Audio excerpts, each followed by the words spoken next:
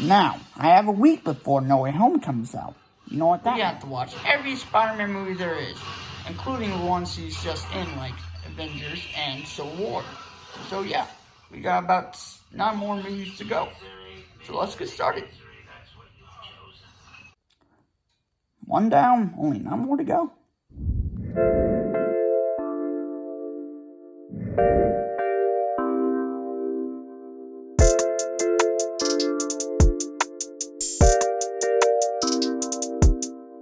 Nate Tucker, I'm Nate Tucker.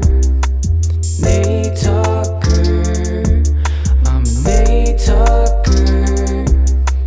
Nate Tucker, I'm Nate Tucker. Nate Tucker, I'm Nate Tucker. Nate Tucker.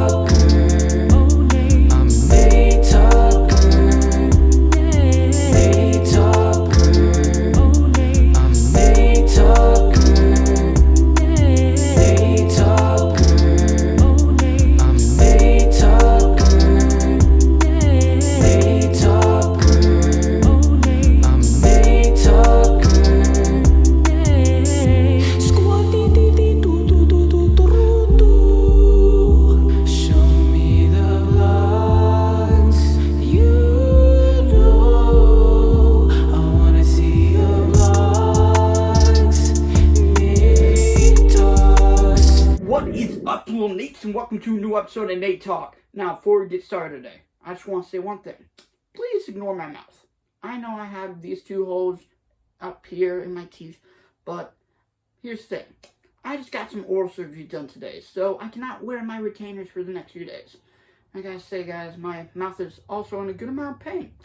It kind of moves just to move my mouth, but, you know, we are on a tight schedule, so I had to get this vlog in today. So, here we go. As you guys may know, we are only now 1 day away from Spider-Man No Way Home. And I gotta say, guys, I am so excited for this movie. I cannot wait to watch it. I mean, I will not get to eat any popcorn because, you know, of this oral surgery. Can't eat anything crunchy. Sadly, that includes popcorn, but, you know, it's still going to be such an amazing movie. So, over the next few days, I'm going to be talking about 1, some things you're going to expect in No Way Home, and 2, kind of really help you guys understand some elements from the past Spider-Man franchises as well as Tom Holland's franchise. So I'm also going to be comparing like each franchise to each other. So you may not like my opinions, but if you want to talk about it, please just text me up, call me, but do not make any mean comments because that's going to kind of piss me off. So today I'm going to be talking about some Spider-Man villains, particularly the ones we know are going to be in Spider-Man No Way Home. So, we know we're going to have Doc Ock, we're going to have Green Goblin, we're going to have Electro, we're going to have Lizard, and we're going to have Sandman. And I'm also hoping to have 1 extra villain because, you know, I hope they're kind of like building up to make the Sinister Six. Man, that would be awesome. Okay, so first up, Green Goblin. So, Green Goblin has been seen in both Tobey's franchise and Andrew's franchise. But we all know that the Green Goblin in Tobey's franchise is way better. Seriously, Willem Dafoe did an amazing job with this character. I just love it. Let's talk about the character behind Green Goblin, Norman Osborn. Now, Norman Osborn is, for one, a scientist, but he's not just a scientist, he's also a CEO of Oscorp. Now, he does whatever he has to protect his company. When the U.S. military was planning to cut their contract with Oscorp, he did whatever was necessary in order to try to keep the contracts. He injected himself with the strength enhancer that Oscorp has been working on, no matter the risk. And I'll tell you guys, there were some nasty risks. For one, plenty of regression, but it's not just aggression. This strength enhancer creates a whole different personality. I mean, seriously, it creates the Green Goblin. So, you know, when the head scientist goes up to Norman thinking that he was dead, and Norman was like,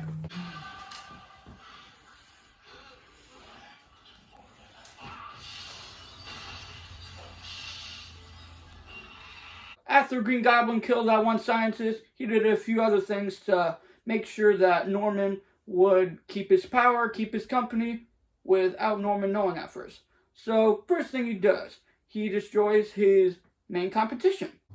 And I gotta say, I really like that scene. Because, like, Aerospace is doing some tests on their exoskeleton, and then they start picking up something, and like they don't see Goblin yet, they hear a laugh. The laugh is all like,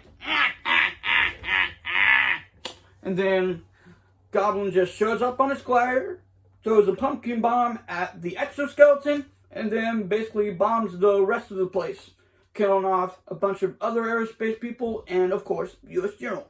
So yeah, it was a really good scene. Next thing Goblin does. Okay, so a little information to help you guys out. The board of directors were making a deal with aerospace because they made an offer that the board of directors could not refuse, so they were going to sell Oscorp to aerospace, and they did not let Norman know about this because the deal would only work if Norman wasn't part of it. So they're going to make him resign. So, you know, Norman was a bit pissed off, and then Goblin comes in. Okay, so the next thing that happens after Norman hears about the deal and that the board of directors were going to make him resign, next thing that happens was the Unity Festival. So the board of directors were all up on this balcony of this tall building. It might have been Norman's estate. The next thing, he throws a freaking bomb at the board of directors. I mean, that was awesome. And, you know, he just had this great line at them. He was like... So, some things I wanted to say about the Goblin. I love him. Like, he is honestly one of my favorite Spider-Man villains. He's great. I mean, like, he has a lot of pretty good lines in that movie. Such as... Hello, my dear. Or... Jameson, you slime! Oh, and here's my favorite one. Misery, misery, misery. That's what you've chosen. I offered you friendship, and you spat in my face. You spun your last web, Spider-Man. Have you not been so selfish? Your little girlfriend's death would have been quick and painless.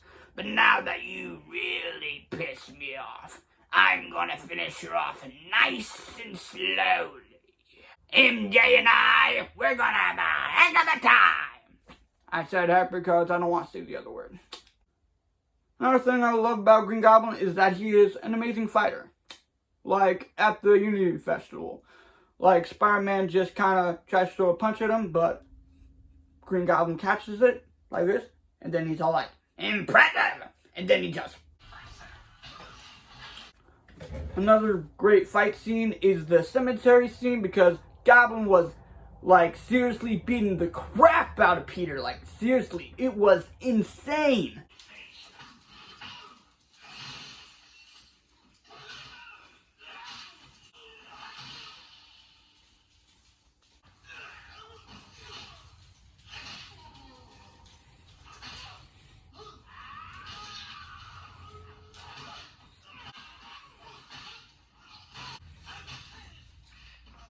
And then he finishes Spider-Man off with the ultimate move.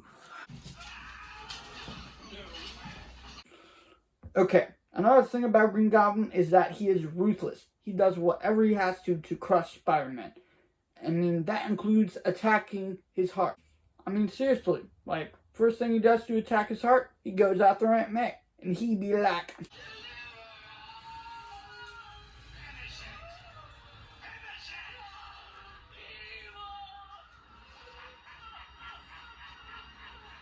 And he doesn't stop there. He also captures MJ and also makes Spider-Man choose between who will die. MJ or a bunch of little children. I mean, seriously. And he'd be like... We are who we choose to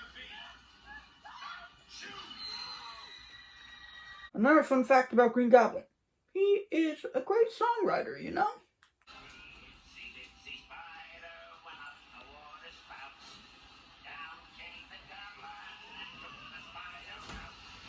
Okay, you know what I think the best thing about Green Goblin is that even after he's dead, he is still living on. You know, I think what Green Goblin did is stole a book from Harry Potter. Specifically Voldemort. Please don't tell me, please don't tell me, please don't tell me, I hope it's not true. Son. Oh no, it's true. He left the Horcrux behind. I don't know what it is, but it's somewhere. Oh no, Harry's a Horcrux. Okay, at first I thought Harry was a Horcrux. And then you know what? It hit me. It's the mirror. the mirror is definitely a Horcrux. So yeah, that is all I have on Green Goblin today. So yeah, Green Goblin is a great character, and I cannot wait to see him in No Way Home. Next character we're going to talk about is Doc Ock. Now, Doc Ock, he's not like Goblin. What I like about all these villains is kind of like their origins are very different. When Doc Ock first became Doc Ock, he was trying to fulfill his life's work. I mean, that's what he's trying to do throughout the movie. I mean, it's not power he wants. It's kind of just like he wants to fulfill his dreams, you know? I mean, that's all really like we all want to do. I mean, we don't all go to extreme measures to do so, but, you know, we still want to achieve our dreams in life. Doc Ock has this inhibitor chip at first, so he would be the ones controlling the arms and not the arms controlling him. But when he turned on his machine, that's when it all went wrong. His machine kind of makes his inhibitor chip get broken, so then it's the arms controlling him, not the other way around. But I gotta say, guys, I love it when the arms are in control. I mean, the first time we see that the arms are in control, it is insane. Seriously, guys, this is my favorite scene of all of Spider-Man 2. Seriously, it's just awesome. Yes, people, kill the doctors. Oh, women, stop screaming. Stop your screaming. No wonder those arms are attacking you. Don't stop being annoying little brats.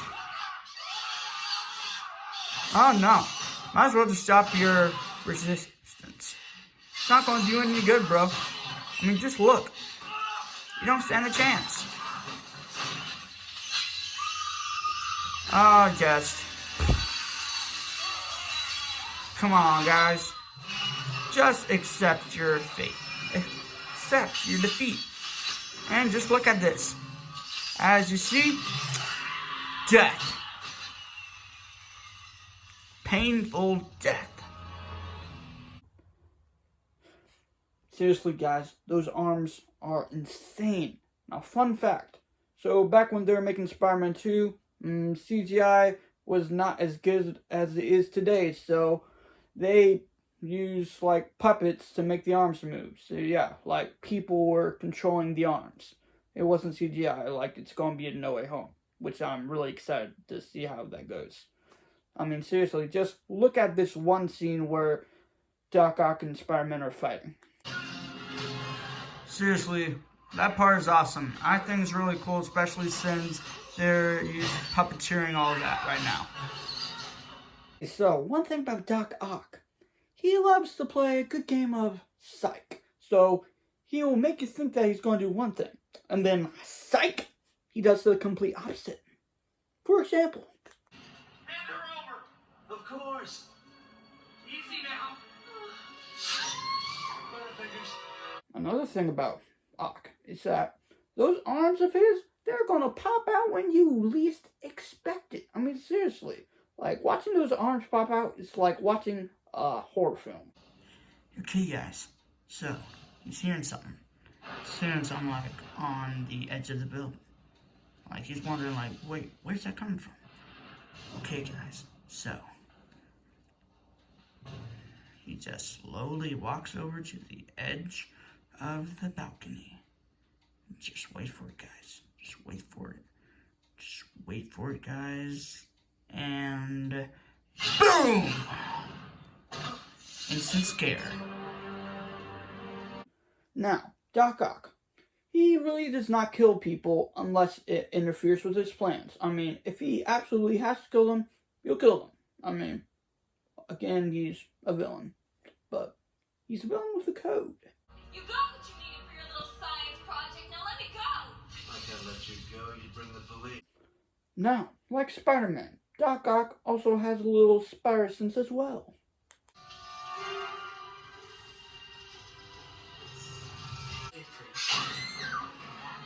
Seriously, guys, Doc Ock, the bomb. The only thing I hate about him is that sometimes he makes some stupid dad jokes. But first, before we start, has anybody lost a large roll of $20 bills in a rubber band? Because we found the rubber band.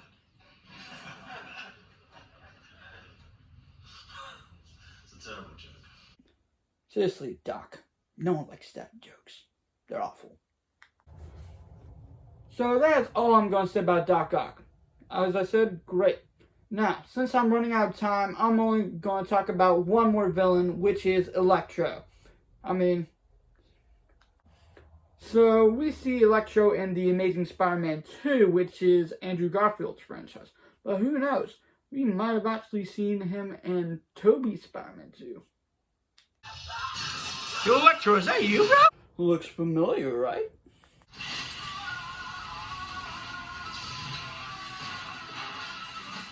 So, what is Electro's story? Basically, he spent his whole life a loser. Like, he has 0 friends, he lives with his mom. Seriously, that's kind of lame, you know? And also, like, he does not get invited to parties. He probably has never had a girlfriend, you know? Kind of a sad life. So, honestly, he's kind of surprised when, say, someone remembers his name. Or when someone says that they need him. Honestly, he's just the kind of guy who wishes that people would notice him. I just wanted everyone to see me. Now, spending your whole life as a loser and basically being invisible to everyone, that's probably going to build some anger up in here. Even before he became Electro, he had a good bit of anger.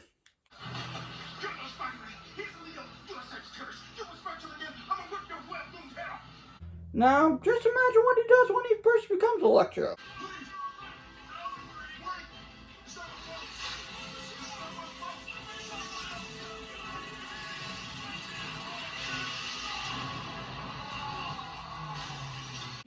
And I would probably say that Spider-Man really didn't help him out either.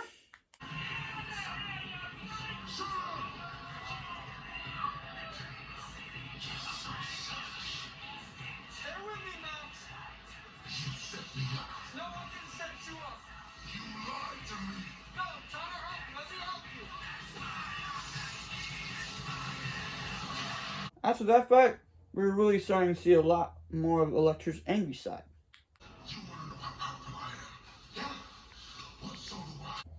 This guy doesn't just want to make Spider-Man pay. Oh no, that would just be mercy. He wants to make the whole world pay for how they treated him. I'm gonna kill the light, so everyone in this city is gonna know how it feels to live in my world.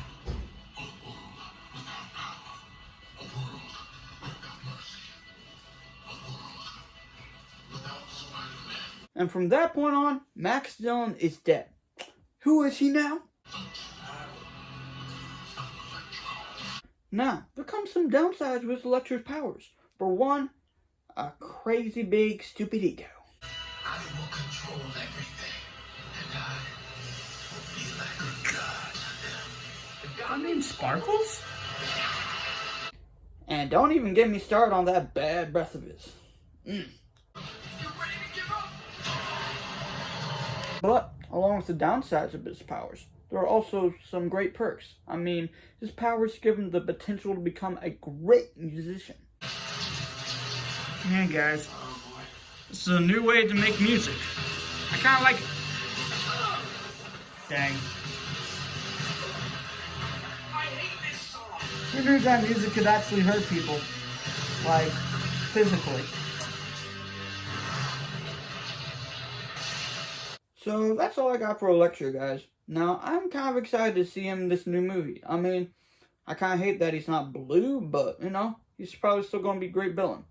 Now, I wish I had some time to get into Sandman and the Lizard, but I don't have time. So, that's all I have for today, guys, but I will see you guys tomorrow. And tomorrow's going to be an amazing day because Spider-Man No Way Home finally comes out in theaters. Let's go! So, as I always say, Nate out.